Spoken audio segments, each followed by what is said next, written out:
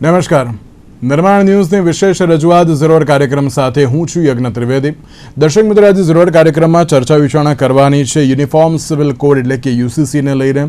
અત્યારે બદલાવની દિશામાં ગુજરાત તો આગળ વધી રહ્યું છે, પણ તેની સાથે ક્યાંક અમુક જગ્યાએ જે વિરોધ પણ જોવા મળી રહ્યો છે. ત્યારે સવાલ એ છે કે ના યુસીસીને લઈને વિરોધ કેમ? અને સાથે જ્યારે આજની વાત કરવામાં આવે તો જે રીતે આપણે છેલ્લા એક બે જે ડિબેટમાં જે ચર્ચા કરી હતી કે જ્યારે યુસીસીના મુસદ્દાને લઈને જે 5 સભ્યોની જે સમિતિ હતી તેમણે મુખ્યમંત્રી ભૂપેન્દ્ર પટેલને રિપોર્ટ સોંપ્યો, કેબિનેટ બેઠકમાં ગયો, કેબિનેટમાં પણ તેની મંજૂરી મળીને સાથે આજે મુખ્યમંત્રી ભૂપેન્દ્ર પટેલે વિધાનસભામાં આ બિલ પણ મૂકી દીધું છે અને તેની સાથે તેની ઉપર જે ચર્ચા વિચારણાઓ પણ અલગ થઈ રહી છે. પણ હજુ પણ ક્યાંક તેને લઈને જે વિરોધ જોવા મળી રહ્યો છે, ત્યારે તમામ મુદ્દાઓ પર ચર્ચા વિચારણા શરૂ કરવી છે. ચર્ચા વિચારણા કરવા માટે અમારી સાથે જોડી ગયા છે જયવંતભાઈ પંડ્યા કે જેઓ રાજકીય વિશ્લેષક છે, અબ્દુલભાઈ બાલોત્રાવાલા કે જેઓ AIM-IM અમદાવાદથી પ્રવક્તા છે અને સાથે મુસ્લિમ અગ્રણી પણ છે, અને મહેશભાઈ પુરોહિત આપણી સાથે જોડી ગયા છે કે જો ભારતીય જનતા પાર્ટીના પ્રવક્તા છે. જે આપ ત્રણેયનું સૌથી પહેલા તો સ્વાગત છે. જયવંતભાઈ, શરૂઆત મારા આપનાથી કરવી છે. જયવંતભાઈ, અત્યાર સુધી જે આપણે ઘણા બધા જે મુદ્દાઓને લઈને જે ચર્ચા વિચારણા કરી અને તેની સાથે બદલાવની દિશામાં અત્યારે તો ગુજરાત જોવા મળી રહ્યું છે. જનસંઘથી એક જે વિચાર હતો કે ના એક દેશ એક કાયદો અત્યારે હોવો બહુ જરૂરી છે, ત્યારબાદ ભારતીય જનતા પાર્ટી અને જે પ્રમાણે અત્યારે હાલ પણ જે અલગ ચર્ચાઓ જોવા મળી રહી છે તે અનુસાર ઉત્તરાખંડ બાદ બીજું એક એવું રાજ્ય બન્યું ગુજરાત કે જે યુસીસી બિલ લાવ્યું. કઈ રીતે જોઈ રહ્યા છો બદલાવની દિશામાં અત્યારે તો ગુજરાત જે પ્રમાણે આગળ વધી રહ્યું છે? અને જ્યારે આજની વાત કરવામાં આવે તો આજે મુખ્યમંત્રી ભૂપેન્દ્ર પટેલે જે વિધાનસભામાં અત્યારે તો જે આ રિપોર્ટ મૂક્યો છે તેના તો વાત એ છે કે જનસંઘનો તમે ઉલ્લેખ કર્યો, વાત સાચી છે, પરંતુ આને જનસંઘ સાથે સાંકળવું એ યોગ્ય તો છે, પરંતુ આ એ પહેલાનો વિષય છે. એટલે આપણું સંવિધાન ઘડાયું એ સમયે જ આ વિષય હતો અને સંવિધાનમાં પણ લખાયું, અને બાબા સાહેબ આંબેડકરે જે હિન્દુ કોડ બિલ લાવવામાં આવ્યું હતું એવા સમયે મુસ્લિમ માટે પણ લાવવાની વાત કરી હતી. અને ગોવા જેવો રાજ્ય છે જે સ્વતંત્ર થયું પોર્ટુગીઝોના શાસનમાંથી, તો ત્યારે એ રાજ્યમાં તો સમાન નાગરિક સંહિતા છે જ. એટલે જનસંઘે પછી આ મુદ્દો ઉપાડ્યો અને ભાજપનો એક કોર મુદ્દો બની ગયો. 3 કોર મુદ્દા હતા, જે 3 મુખ્ય મુદ્દા હતા: 370, રામ મંદિર અને સમાન નાગરિક સંહિતા. અને આ દેશ માટે ખૂબ જરૂરી વાત છે કે આજે દેશમાં અપરાધિક કાયદાઓ એક સમાન હોય તો પછી લગ્નને લગતા, વારસાને લગતા કાયદાઓ કેમ અલગ હોઈ શકે? કારણ કે એનાથી જે કૂચ ઉત્પન્ન થતી હતી, એનાથી જે અસમાનતા, નાગરિકોમાં અસમાનતાની ભાવના આવતી હતી. આપણે ગઈ વખતે પણ ડિબેટમાં એવા 2-3 કેસ કીધા હતા. દાખલા તરીકે એક કેસ ફરીવાર કહું, કારણ કે આજે પેનલમાં પણ બીજા 2 અલગ મહાનુભાવો છે એટલા માટે, અને કદાચ જેમણે ગઈ ડિબેટ નહીં જોયો એમને પણ ખ્યાલ આવશે. ગુજરાત હાઈકોર્ટમાં એક કેસ આવ્યો હતો.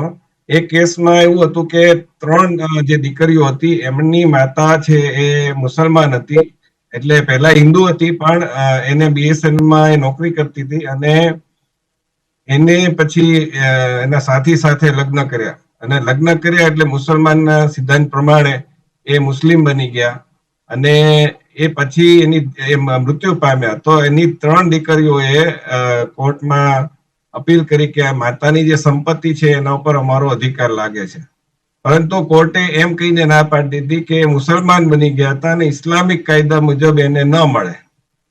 એવો બીજો એક ચુકાદો કહું કે પ્રયાગરાજ ઉચ્ચ ન્યાયાલયમાં એક દંપતી એટલે કે લિવ ઇન રિલેશનશીપમાં રહેતા યુગલે પોલીસ સુરક્ષા માંગી. હવે જે છોકરી હતી સ્વાભાવિક હિન્દુ હતી અને છોકરો મુસલમાન હતો, પરંતુ કોર્ટે ના પાડી દીધી. કોર્ટે શું કારણ આપ્યું? કોર્ટે એવું કહ્યું કે આ જે ઇસ્લામિક જે નીતિ નિયમો છે, મઝહબના જે કઈ નીતિ નિયમો, સિદ્ધાંતો છે, એમાં લગ્ન પહેલા સેક્સ એ કાયદેસર નથી, એટલે માન્ય નથી શરિયા મુજબ, અને એના કારણે લિવ ઇન રિલેશનશીપ છે ઇસ્લામિક સિદ્ધાંતો મુજબ માન્ય નથી. જો આ વસ્તુ હોય તો હિન્દુઓ માટે તો તમે 2005 થી લિવ ઇન રિલેશનશીપને માન્યતા આપી દીધી. એટલું જ નહીં, પરંતુ એમાં સંતાન થાય એને પણ પિતાના સંપત્તિમાં અધિકારો મળી ગયા છે, અને એ પ્રમાણેના અલગ ચુકાદાઓ આવતા જ રહે છે સતત. તો પછી લિવ ઇન રિલેશનશિપ જ્યારે એક અલગ અલગ પંથના લોકો વચ્ચે થાય અને એમાં તમે એમ કહો કે ભાઈ ઇસ્લામિક સિદ્ધાંતો મુજબ નથી, તો હિન્દુ સિદ્ધાંતો એમ જ કહે છે કે ભાઈ લગ્ન પહેલા સેક્સ છે માન્ય નથી. તમે નૈતિક રીતે જુઓ તો હિન્દુ ધર્મશાસ્ત્ર એમ જ કહે છે ને. તો પછી તમે કાં તો તમે ધર્મને માનો ને કાં તો પછી કાયદાને માનો, કાં તો એ બેયના સમાન કાયદા રાખો. કોઈ કયા કાયદામાં કયા ધર્મમાં એવું છે કે લગ્ન પહેલા સેક્સ છે એ માન્ય છે? કોઈ લગભગ કોઈ પંથ એવું નહીં કહેતો હોય કે માન્ય છે. તો આવી બધી જે ગૂંચો સર્જાતી હતી વારસાને લગતી, તમે જુઓ કે હિન્દુમાં જે પ્રમાણે સંપત્તિમાં ઇવન પરિણીત સ્ત્રી હોય તો પણ એને પિતાની જે સહાય પેલી જે એ મૃત્યુ પામે સરકારી નોકરીમાં અને એને જે નોકરી મળે તો એ માગી શકે. એટલું જ નહીં, પરંતુ સ્ત્રી છે, હિન્દુ સ્ત્રી હોય અને એના છૂટાછેડા થઈ ગયા હોય તો પણ એને પતિની પેલેમાં નોકરીમાં હક છે. અને આવા કેટલા બધા ચુકાદાઓ આવે છે જેમાં એને ભરણ પોષણનો પણ અધિકાર મળે છે, જ્યારે ઇસ્લામિક કાયદામાં નથી મળતો. આપણે શાહબાનો કેસ જોયો જ છે. એટલે આ પ્રકારની જે ગૂંચ પ્રવૃત્તિ હતી, માત્ર ઇસ્લામિક કાયદાની વાત નથી, ખ્રિસ્તી હોય કે બીજા પંથ હોય, તો દરેકની વચ્ચે કોમન વસ્તુ લાવવાની. ને આ જે છે એકદમ રાતોરાત લાવી દેવાયું એવું તો નથી. એકદમ ડેલિબ્રેશન એટલે કે વિચારણા કરી આ લોકો સમક્ષ મૂકી રજૂઆત કરવાનો તક આપી કે ભાઈ તમારે રજૂઆત કરવી હોય તો તમે કરી શકો છો. તો એવી રીતે અલગ અલગ પ્રતિનિધિ મંડળોએ રજૂઆત કરી અને પછી આ લાવવામાં આવ્યું છે. છતાંય એમાં કોઈ કદાચ ખામી હોય તો એ ઓપન ફોર ઓલ છે ડિસ્કશન માટે. ઓકે, બિલકુલ. અબ્દુલજી, સૌથી પહેલો મારો સવાલ તો એ કે યુસીસી યુનિફોર્મ સિવિલ કોડ, એક દેશ એક કાયદાની વાત અત્યારે કરવામાં આવી રહી છે. દરેક લોકોને સમાન રાખવાની અત્યારે તો વાત થઈ રહી છે. સમાનતાની વાત અત્યારે તો જે કરવામાં આવી રહી છે, તો પછી સમાનતાની વાતમાં પણ વિરોધ કેમ? યજ્ઞભાઈ, હું તમને આ પ્રશ્નના બે રીતથી જવાબ આપીશ. એક રાજકીય રીતે, અને હું પોતે મુસ્લિમ ધર્મથી બિલોંગ કરું છું એટલે હું એક મુસ્લિમ સ્કોલર નથી, પણ જેટલું હું થોડું ઘણું જ્ઞાન ધરાવું છું એના ઉપરથી કહી દઉં કે જેવી રીતે જસવંતભાઈએ કીધું કે પેલા બેનને હાઈકોર્ટમાં એમને ભાગ ના મળ્યો અને કહે છે કે ભાઈ મુસલમાનોમાં પત્નીને એક ભાગ આપે છે અને ભાઈને મતલબ ભાઈને બે ભાગ અને બહેનને એક ભાગ. તો એમાં એવું છે, જે મેં સાંભળ્યું છે મારા ઘરથી, મારા પેરેન્ટ્સ પાસેથી, એમાં એવું છે કે જે દીકરીઓ હોય છે એના પોતાના પિતાના ઘેર એક ભાગ હોય, એના પતિના ત્યાં એક ભાગ હોય, એટલે એને બે ભાગ મળે. અને જે છોકરો હોય તો ઇસ્લામમાં છોકરાની જવાબદારી છે કે પોતાના મા બાપને સાચવે. પત્ની એટલે કે વહુની જિમ્મેદારી નથી હોતી, અને બાળકોની જિમ્મેદારી અને કમાવાની જિમ્મેદારી બધી ઇસ્લામ ધર્મમાં છોકરા પર હોય છે, એટલે એને બે ભાગ આપવામાં આવે છે. બરાબર છે. હું મુસ્લિમ સ્કોલર નથી, પણ હું જેટલું જાણું છું એટલું કીધું. અને હવે રાજકીય રીતે હું વાત કરું તો આ કાયદાનું જે નામ છે યુસીસી, એ નામ જ ખોટું છે. યુ નો મતલબ જે છે એ શબ્દનો કે ભાઈ યુનિફોર્મ, આમાં યુનિફોર્મિટી છે જ નહીં.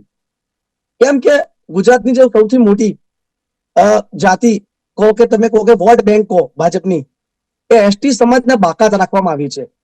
તો યુનિફોર્મ કેવી રીતે કહી શકાય યજ્ઞભાઈ? કેમ કે યુનિફોર્મ છે જ નહીં. અને બીજી વાત, અમને અમારો ધર્મ પાળવાની આઝાદી આર્ટિકલ 25 થી મળેલી છે.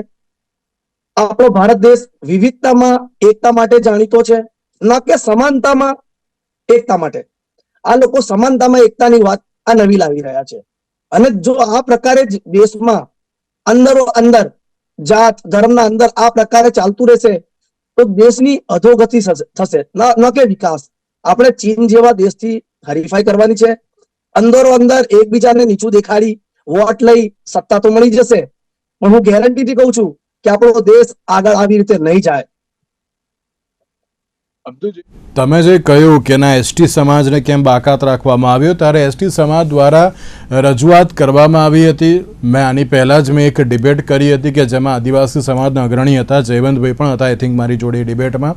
તો એમણે પણ કહ્યું હતું કે ના, અમારી જે પરંપરા છે, અમારા જે ઓળખ છે, અને ક્યાં ગયું, હા, અમારી જે સ્વાયત્તાની બાબત છે કે તેને લઈને ક્યાંક સવાલ હતો. તો એ વખતે કેન્દ્ર સરકારે કહેવામાં આવ્યું કે ના તમારા ધર્મની બાબત હોય કે પછી અત્યારે હાલ તો ઓળખની બાબત હોય કે પરંપરાની બાબત હોય, અમે એ નહીં તોડીએ, પણ અત્યારે હાલ તો જે પણ કોઈ અન્ય બાબતો છે તેને અત્યારે હાલ તો જે તેમાં સમાવી લેવામાં આવશે. એટલે એસટી સમાજ સાથે વાત થઈ હતી, એટલે કે આદિવાસીઓએ પણ ત્યાં એ બાબતને અત્યારે સમર્થન આપ્યું હતું અને પછી યુનિફોર્મ સિવિલ કોડ આવ્યો.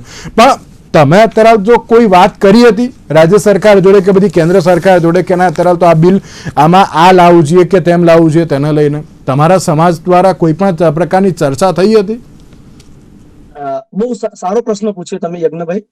આ સરકાર યુસીસી લઈને આવી છે અને એમને કમિટી બનાવી છે પૂર્વ સુપ્રીમ કોર્ટના જજ જે રંજનાબેન દેસાઈની અગ્રણીમાં, બરાબર છે. સરકારે બધા ધર્મને ભરોસામાં લઈને એમને બોલાવવાના હોય. બીજી વાત, અમે વિરોધ પ્રદર્શન તો કરી જ રહ્યા છે. અને બીજી વાત તમને કહી દઉં કે બીજેપી આગામી ચૂંટણીને લક્ષીને આ કાયદો લાવી રહી છે, કેમ કે બેરોજગારી અને મોંઘવારી ચરમ પર છે.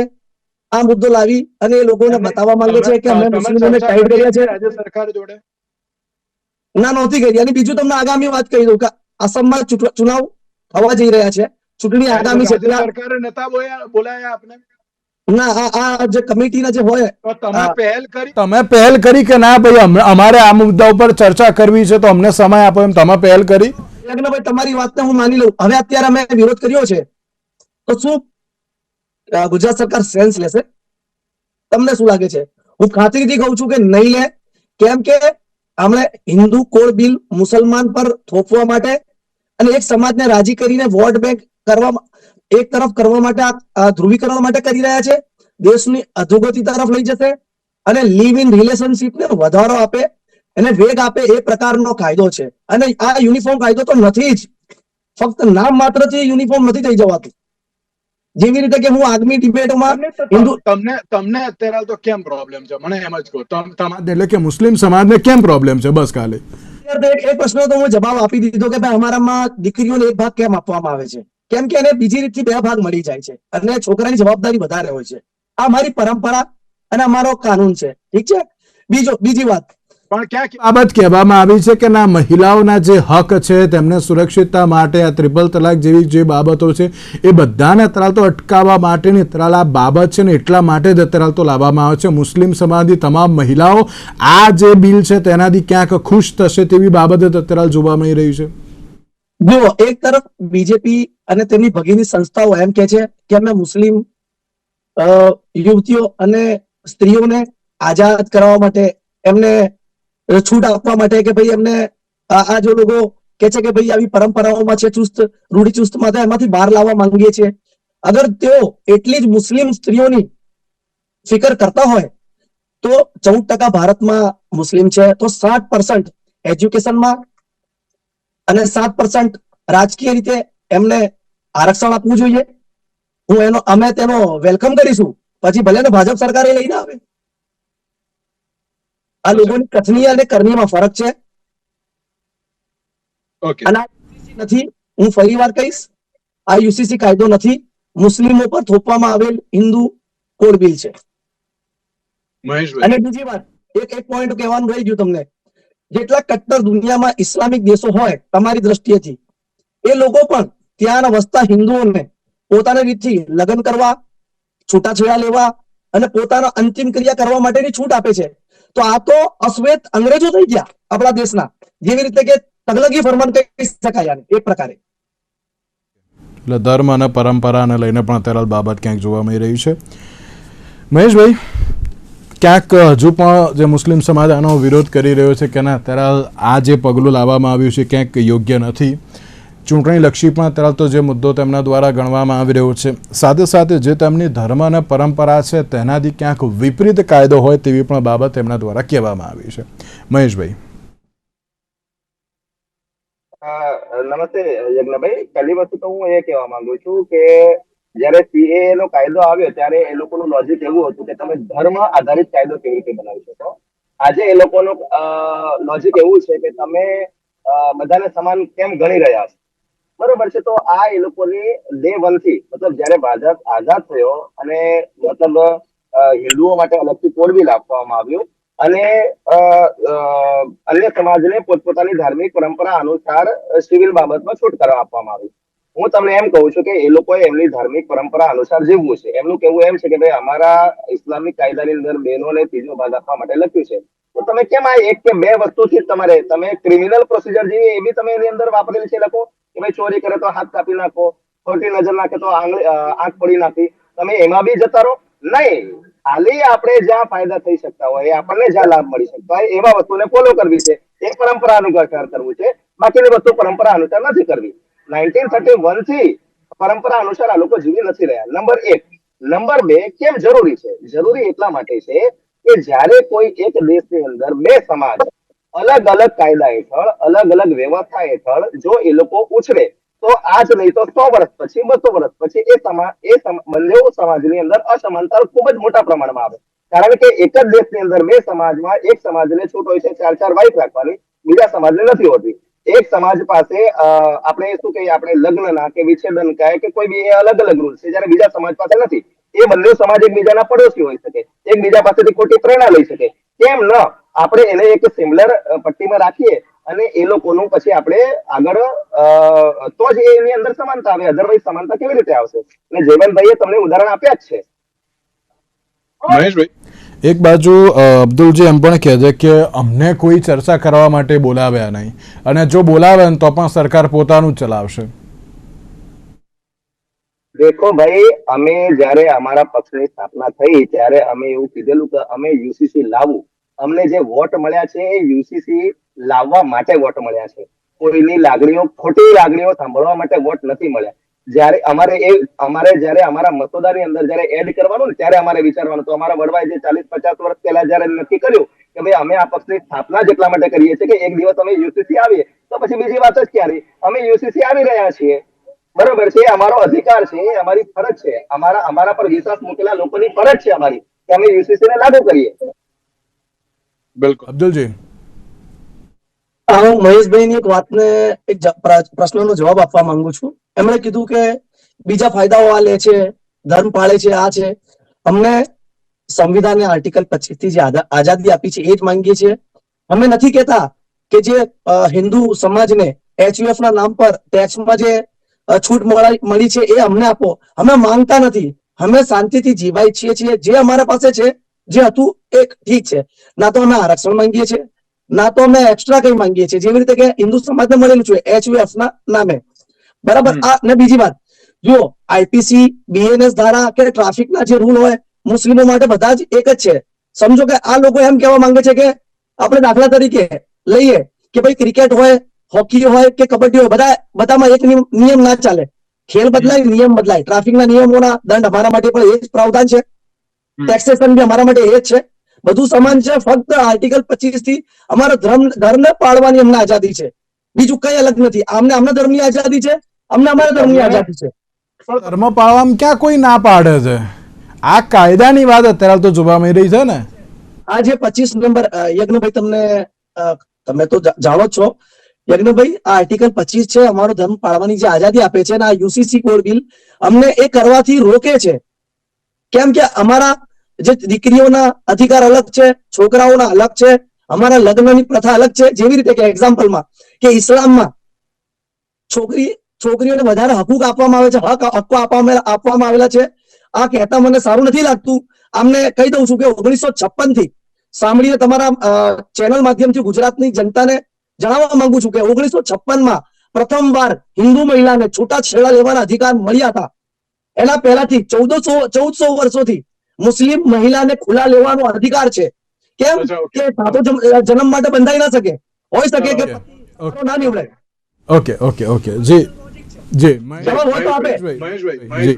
મહેશભાઈ, એક તો છે ને જેટલા બી ઓવેસી ભાઈના પ્રવક્તા હોય છે ને એ બધી આર્ટિકલ બધી ગોખી દે અમને આ આર્ટિકલ અનુસાર. ભાઈ આર્ટિકલ ની તમે વાત કરો તો આર્ટિકલ 44 એ બી લખેલું છે કે કોઈ પણ રાજ્ય પોતપોતાની રીતે યુસીસી લાવી શકે છે. અમે બી આર્ટિકલ નો જ ઉપયોગ કરીએ છીએ. અને BN રાવની પહેલી કમિટી 1948 ની અંદર એમણે પણ સજેસ્ટ કર્યું હતું, અને એ કમિટી જમા કોની પાસે થઈ હતી? આંબેડકર સાહેબ પાસે. અને આંબેડકર સાહેબે બી એમ કીધું હતું કે ભાઈ તમે ભવિષ્યની અંદર યુસીસી લાવજો, બરોબર છે. તમે વારંવાર આર્ટિકલ કરો છો, તો આર્ટિકલ 44 ની અંદર અમને કીધેલું છે કે ભાઈ કોઈ પણ સ્ટેટ એની ઈચ્છા અનુસાર જ્યારે પણ ચાહે ત્યારે યુસીસી લાવી શકે છે. હવે બોલો મને બંધારણનું અહીંયા ક્યાં બંધારણનું અવલોકન છે મને કહો. તમારે વારંવાર આર્ટિકલ કરવું છે તો અમારી પાસે બી આર્ટિકલ છે, અમે બે આર્ટિકલ નો ઉપયોગ મહેશભાઈ બહુ સારી રીતે મુદ્દાને ભટકાવી રહ્યા છે. મહેશભાઈ બહુ સારી રીતે મુદ્દાને ભટકાવી રહ્યા છે. આ જ્યાં જ્યાં ઇલેક્શન આવે છે ને એ ત્યાં આ યુસીસી લાવવા માંગે છે. અમે તો કહીએ છીએ ઓકે, કે અબ્દુલ, UCC આપને રોકવા માંગુ છું. મારી જોડે થોડોક સમય ઓછો છે, હું એક જ મિનિટ આપને રોકવા માંગુ છું. મહેશભાઈ, ઇલેક્શન આવે છે એટલા માટે ત્યાં આ નિર્ણય લાવવામાં આવ્યો છે. પહેલી વસ્તુ તો અમારા માટે જીતવા માટે નહીં, પરંતુ સમાજની અંદર સમાનતા લાવવા માટે, દેશનો વિકાસ કરવા માટે, દેશની અંદર એક સામાજિક સમાન વ્યવસ્થા લાવવા માટે આ પગલું છે. અને પહેલી વસ્તુ અને મહેશભાઈ, એક સવાલ, આપણે ક્યાં અચાનક લાવ્યા? શું અમારા મસૂદામાં નતું? શું અમારા શું કે અમે જે ચૂંટણી ઢંઢેરો હતો એની અંદર આ વસ્તુ નથી? ક્યાં નથી? અમે એડવાન્સમાં કીધેલું છે, બરોબર છે. છેલ્લો સવાલ. અને વારંવાર એક સેકન્ડ. મહેશભાઈ, જ્યાં જ્યાં ભાજપ શાસિત રાજ્ય છે ત્યાં ત્યાં જ કેમ લાવવામાં આવે છે? જો તમારે અત્યારે બધે લાવવું હોય, દેશનું વિચાર કરો તો ભાઈ ડાયરેક્ટ સંસદમાં અત્યારે તો લાવી દો ને. એ પણ થશે ને, પણ હું એમ કહું છું કે આર્ટિકલ 44 ની અંદર દરેક રાજ્યને પોતપોતાની રીતે સ્વતંત્ર આપી છે. 1962 થી ગોવાની અંદર છે. શું થઈ ગયું? આ લોકો ત્યાં મુસલમાન વ્યવસ્થિત નથી જીવતા? બરોબર છે. બીજી વસ્તુ કે સુપ્રીમ કોર્ટે એક વખત નથી કીધું. 1985, 1995, 1997, 2015 અને હમણાં જસ્ટ અઠવાડિયા પહેલા સુપ્રીમ કોર્ટે કીધું છે કે this is the perfect time to bring UCC. તો સુપ્રીમ કોર્ટ ખોટી છે? ઓકે, જયવંતભાઈ, આપને નહીં અબ્દુલજી, મારી જો થોડોક સમય ઓછો છે. જયવંતભાઈ, આપને કંઈક કહેવું છે ને, સાથે મારે એક બાબત એ પણ આપને પૂછવી છે કે જ્યારે જો અત્યારે યુસીસીની જ વાત થતી હોય તો પછી યુસીસી અત્યારે તો માત્ર ભાજપ શાસિત રાજ્યમાં જ કેમ? અત્યારે તો જો દેશમાં લાગુ કરી દો ને તો અત્યારે બધી જગ્યાએ લાગુ થઈ જાય. આપનું શું માનવું છે? પહેલી વાત એ છે કે અબ્દુલભાઈ જે કીધું ને એનું એક જરા ખંડન કરવું જરૂરી છે, કારણ કે એનાથી થોડો ગેરભ્રમ ફેલાય એવું છે. એક વસ્તુ એ છે કે મધ્ય પશ્ચિમના દેશ, આપણા અમેરિકા માટે મધ્ય પૂર્વ હશે, આપણા માટે મધ્ય પશ્ચિમ છે. મધ્યમ પશ્ચિમના દેશમાં એટલે મુસલમાન દેશમાં હિન્દુઓને બધી છૂટ છે. આ ભ્રમ ક્યાંથી આવી ગયો? આ ખોટી માહિતી કેવી રીતે આવી ગઈ? લગ્નને લગતા જો ત્યાં હિન્દુ કે કોઈ પણ લઘુમતી વાળો યુવક મુસલમાન યુવતીને પરણી શકતો નથી કાયદેસર રીતે. પરણે તો એ કાયદેસર ગણાતું નથી, બરાબર. પછી મુસલમાન યુવક પણ પરણે હિન્દુ કે બીજી કોઈ પણ લઘુમતી સ્ત્રીને, તો પણ એને મુસલમાન પ્રમાણેના હક મળતા નથી. તમે સર્ચ કરવું હોય, રિસર્ચ કરવું હોય, સાઉદી અરેબિયા, યુએઈમાં હમણાં રજીસ્ટ્રેશનની છૂટ આપી. બાકી એમના શરિયાના નિયમ પ્રમાણે બધી પ્રોસિજર ફોલો કરવી પડે તો જ એ અનુસાર ગણાય છે. એવી જ રીતે ઇનહેરિટન્સ, તો મુસ્લિમ રિલેટિવ હોય તો એનાથી જે લઘુમતી હોય એને ઇનહેરિટન્સ એટલે કે વારસો મળતો નથી, બરાબર. કાશ્મીરની વાત કરીએ તો કાશ્મીરમાં 370 જ્યાં સુધી હતી ત્યાં સુધી જો એની દીકરી છે એ પરણીને બહાર જતી રહે તો એનું નાગરિકત્વ જતું હતું. એટલે એક સમય 2019 સુધી કાશ્મીરમાં નાગરિકત્વ હતું, એ નાગરિકત્વ જતું રહેતું હતું. તમે કયા કાયદાની વાત કરો, કઈ સમાનતાની વાત કરો છો? આ શાહબાનો કેસ સૌથી મોટો દાખલો છે એ તમારા પર્સનલ લો બોર્ડનો છે કે તમારા પર્સનલ લો પ્રમાણે એને કેટલો અન્યાય થતો હતો. તો એના વિરોધ થયો અને પછી આટલા વર્ષ સુધી બધું ચાલ્યું. અને પુરુષને હક છે કે એને દાળમાં મીઠું ઓછું પડ્યું હોય કે વધારે પડી ગયું હોય તો 3 તલાક કહી દે તો એ આપી શકે, પણ યુવતીને હક નથી. અને બીજું કે એને જયારે છૂટાછેડા આપી દેવામાં આવે ને ફરીથી લગ્ન કરવા હોય તો એને હલાલા કરવું પડે. આ કઈ સમાનતા છે? આ બંને ખોટી વાત નહીં. તમે આ બંને તમે ખોટી વાત નહીં. કઈ ખોટી ખુલ્લા લેવાનો અધિકાર છે. તમે મારા પાસે પર્સનલી બી આ ડિબેટ પતે તો મારા પાસે આવી શકો. જસવંતભાઈ તમને બતાવી શકું 1900 હિન્દુ ધર્મમાં ભારતમાં અબ્દુલજી પ્લીઝ. એમનો ટાઈમ છે અત્યારે, એમને લાસ્ટ ટાઈમ પેનલ કહી દેવા દો. જી જયવંતભાઈ. અને બીજું એ છે, તમે કીધું કે ભાજપ શાસિત રાજ્યોમાં કેમ, તો ભાજપ લાવે છે, કોંગ્રેસ પણ લાવે, આપ પણ પંજાબમાં લાવે, કેરળમાં સામ્યવાદી પક્ષ લાવે, ક્યાં ના છે? અને બીજું કે સંસદમાં લાવી દે ને જયવંતભાઈ, સંસદમાં પણ લાવશે ને. આને માટે તમારે બધાને તૈયાર કરવા પડે. તમે એને તરત જ ન લાવી શકો સીધું સંસદમાં. જેમ 3 તલાક માટે પહેલા કેટલી ચર્ચાઓ થઈ, રામ મંદિર માટે પહેલા કેટલી ચર્ચાઓ થઈ, એમને નથી થોપી દેવામાં આવ્યું. આજે તમે જુઓ તો આપણે જે ઇસ્લામિક અહીંયા શાસન હતું ત્યારે જે પ્રમાણે થોપી દેવાતું હતું, જજિયા વેરો ભરવો પડતો હતો. તમે ઇઝરાયલમાં જાઓ ત્યાં યહૂદીઓ માટે એના કપડા અલગ હતા, ખ્રિસ્તીઓને કપડા અલગ પહેરવા પડતા જેથી એમને આઈડેન્ટિફિકેશન થાય. અને યહૂદીઓ પોતાના જે પવિત્ર શહેર છે જેરુસલમ એમાં જઈ શકતા નહોતા. આ બધા ડિસ્ક્રિમિનેટરી જે પ્રકારના અન્યાયકારી કાયદાઓ હતા, જે સાઉદી ને યુએઈ ને બધામાં તમે શિયાઓ માટે તમે જુઓ તો શિયાઓને કેટલી હેરાનગતિ છે.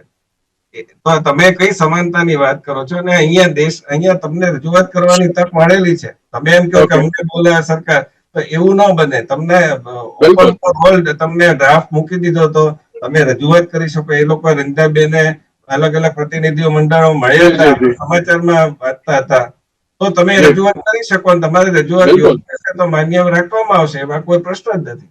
બિલકુલ બિલકુલ. અચ્છા, જયવંતભાઈને જી, જયવંતભાઈ, અબ્દુલજી અને મહેશભાઈ, આપ ત્રણનો આભાર અમારી સાથે આ ચર્ચા વિચારણામાં જોડાવા માટે.